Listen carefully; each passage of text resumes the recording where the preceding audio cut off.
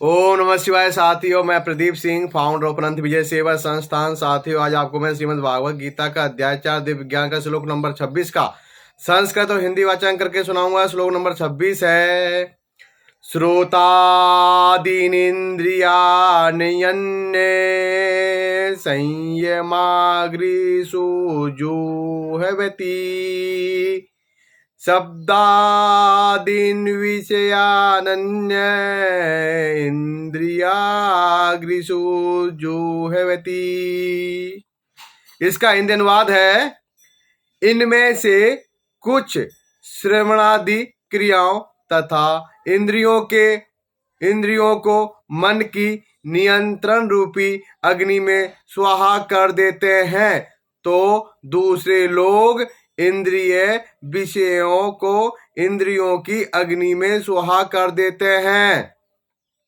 तात्पर्य है, मानव जीवन के चारों आश्रमों के सदस्य ब्रह्मचारी, गृहस्थ, वानप्रस्थ तथा सन्यासी पूर्ण योगी बनने के निमित्त है।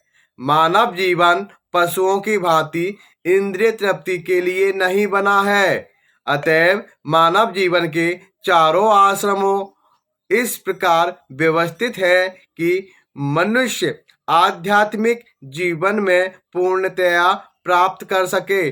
ब्रह्मचारी या शिष्यगण प्रामाणिक गुरु की देखरेख में इंद्रिय तृप्ति से दूर रहकर मन को वश में करते हैं।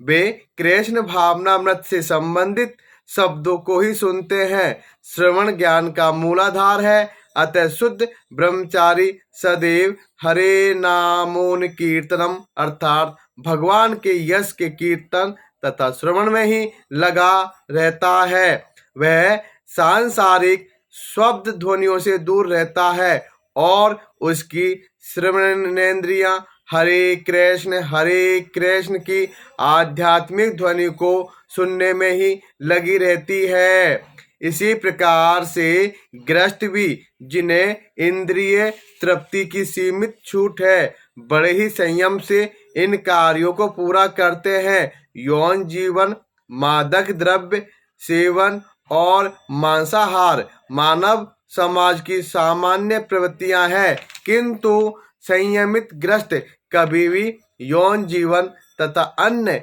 इंद्रिय तृप्ति के कार्यों में अनियंत्रित रूप से प्रवृत्त नहीं होता है।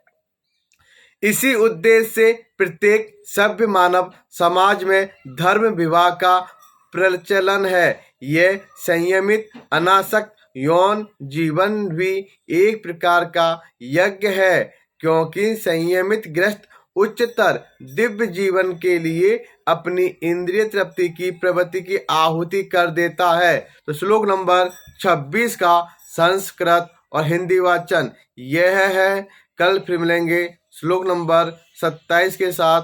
ओम नमः शिवाय साथियों, धन्यवाद।